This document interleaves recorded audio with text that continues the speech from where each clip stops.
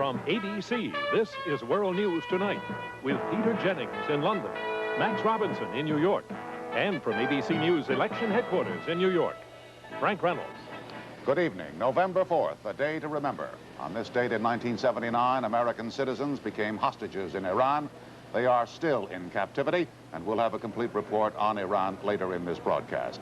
And, of course, November 4th, 1980, the election of a president, a process that is still underway in most of the country. However, the polls have closed in a couple of states, and ABC News is able to make its first projections of the evening. According to returns from our key precincts, we project that Ronald Reagan will be the winner of Indiana's 13 Electoral College votes by a comfortable margin. Another projected result from Indiana, the lieutenant governor, the Republican candidate Robert Orr, according to our belief, will be elected over John Hillenbrand, his Democratic opponent. And we have one more projection that we can make at this early hour. Kentucky's Democratic Senator Wendell Ford will be re-elected over Mary Louise Faust, his Republican opponent. All these projections are based on returns from our key precincts in these various states. Well, throughout the day, we have talked with many voters after they cast their ballots, and it appears that Ronald Reagan is running very well. Lynn Scher has this first report on the ABC News exit polling. Lynn? Frank, our interviewers have now completed more than 5,000 interviews with voters throughout the country. And the early indications are that turnout is lower than it was in 1976 among Democrats. They, of course, are the voters that President Carter needs. Of those Democrats who did vote, the news is not yet good enough for Mr. Carter. Nationwide, he seems to be getting 66% of the Democrats, but Reagan seems to be getting 26% and John Anderson 7%. All in all, a considerably lower proportion of his own party's vote than Mr. Carter got in 1976.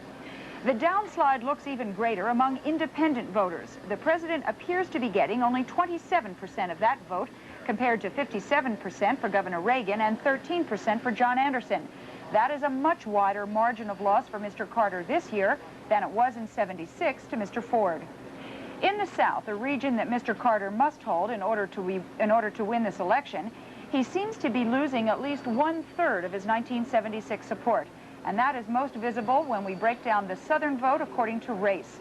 Black voters, who were largely responsible for his 1976 victory, are apparently still favoring Mr. Carter this year, but not in as great numbers and not by such a wide margin. But the loss is really evident among white Southerners. This year, President Carter appears to be trailing Governor Reagan almost 2-to-1 among white voters in the South. In 1976, Mr. Carter lost them just narrowly to President Ford. One of the biggest voter groups that the president has been courting this year is unions, and all indications are that he is winning their vote. But again, not by the overwhelming margin that he needs. But look at the blue-collar vote, another Carter must.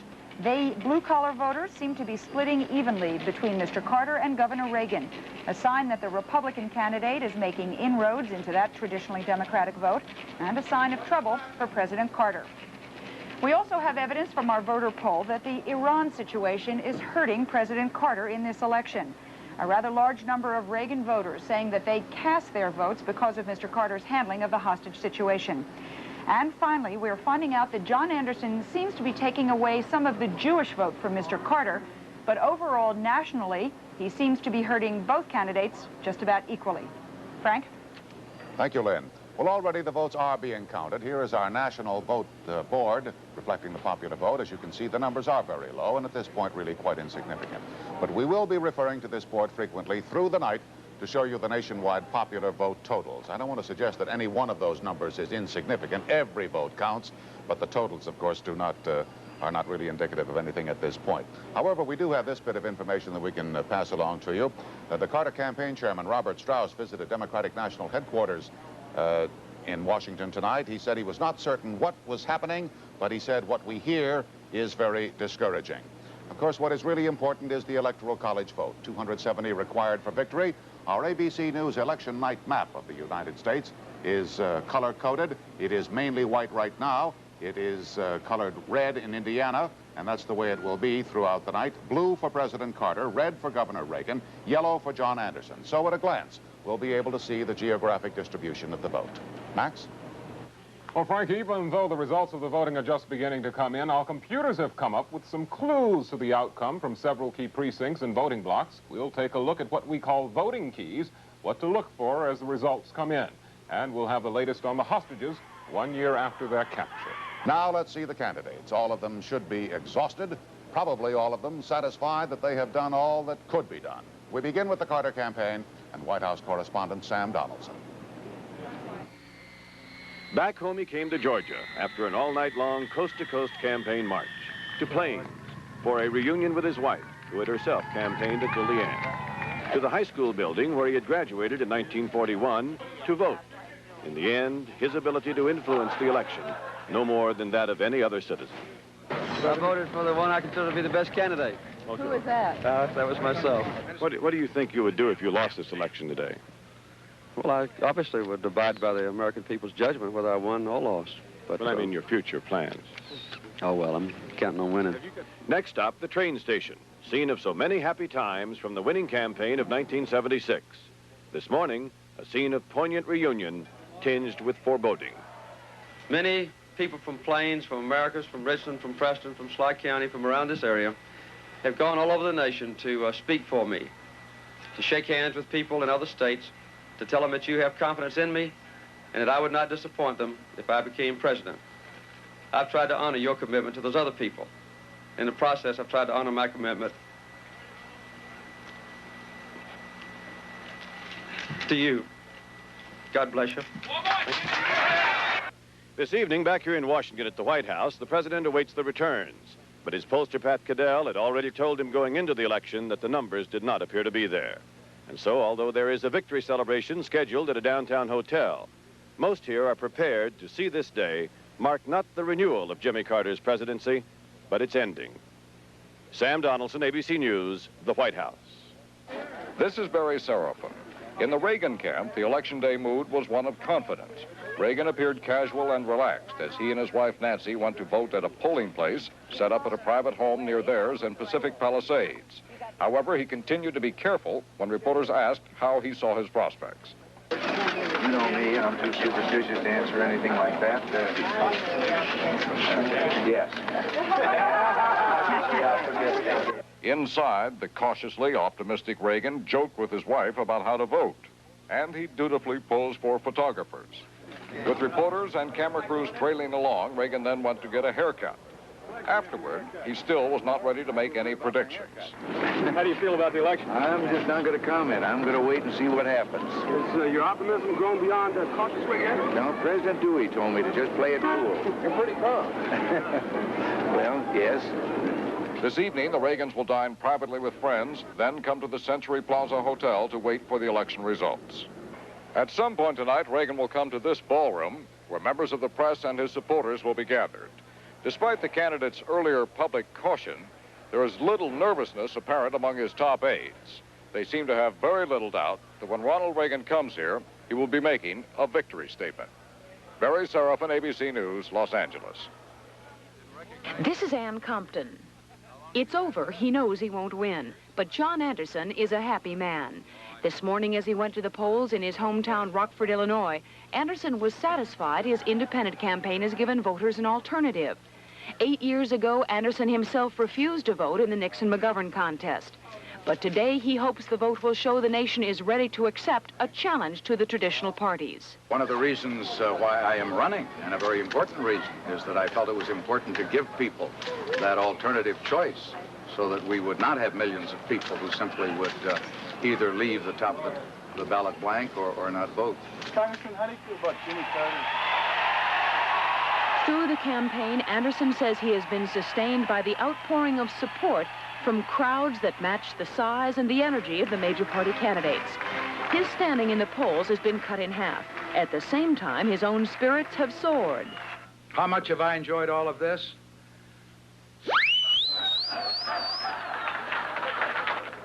This will be an early evening for Anderson. As soon as he sees how Massachusetts and Connecticut and most of the Northeast are going, he'll know how ready the American people were to break from tradition and what kind of future his independent movement has. Ann Compton, ABC News, Washington. Three other national candidates received somewhat less attention as they voted today. John Anderson's running mate, Patrick Lucy, cast his ballot in Madison, Wisconsin, then headed for Washington, where he and Anderson will wait out the returns. Vice President Walter Mondale and his wife, Joan, voted early this morning at the Village Hall in Afton, Minnesota. They arrived at 7:30 and waited in line before casting their ballots. Afterwards, they went to have breakfast with their children, declining to talk about today's outcome. However, Vice Presidential candidate George Bush, who voted in Houston, predicted that if the country goes the way of that district, in his words, we're in like a burglar. Afterwards, Bush watched a game of touch football between his staff and press entourage and tossed the ball around a bit himself.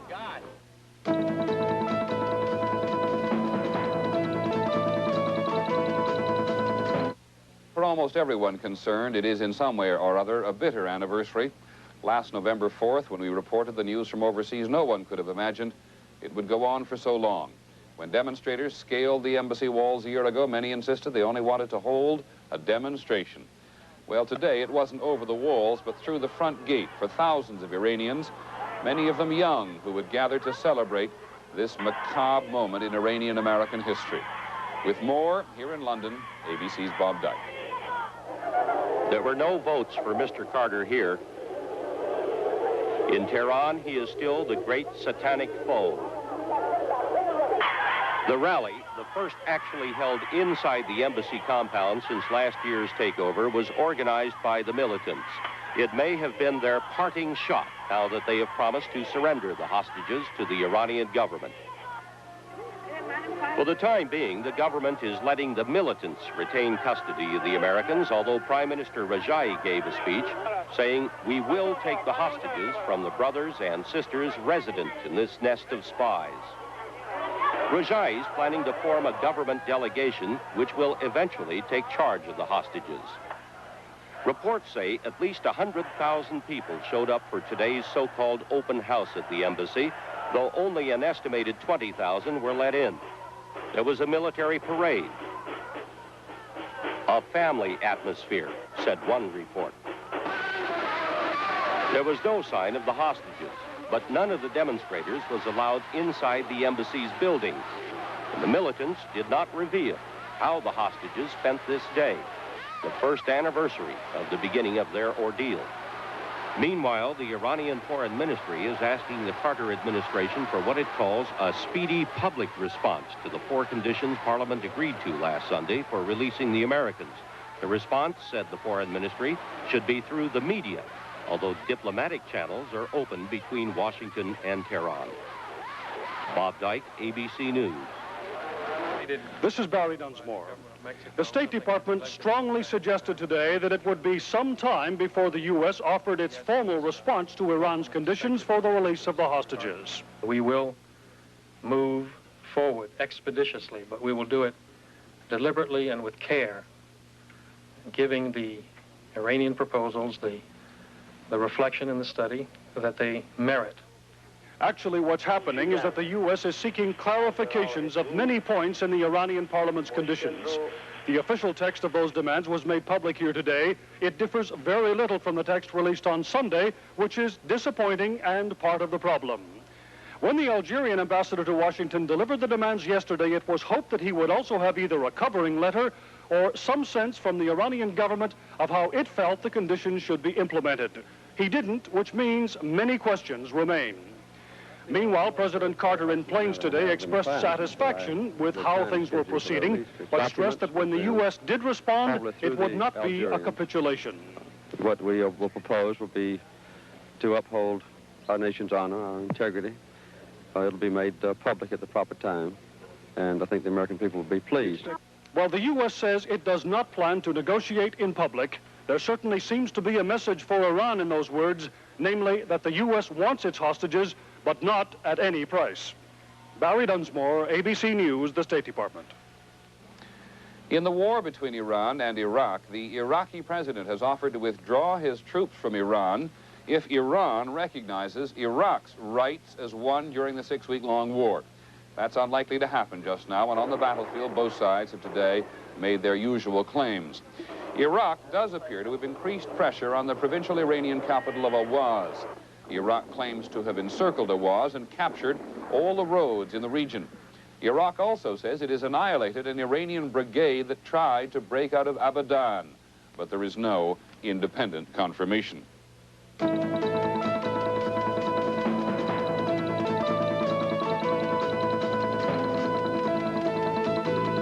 ABC News is now able to make another projection. This one, too, involves the state of Indiana. A veteran senator in Washington for 18 years, Birch Bayh, is going to be defeated, according to our returns from key precincts, by Congressman Dan Quayle, the Republican.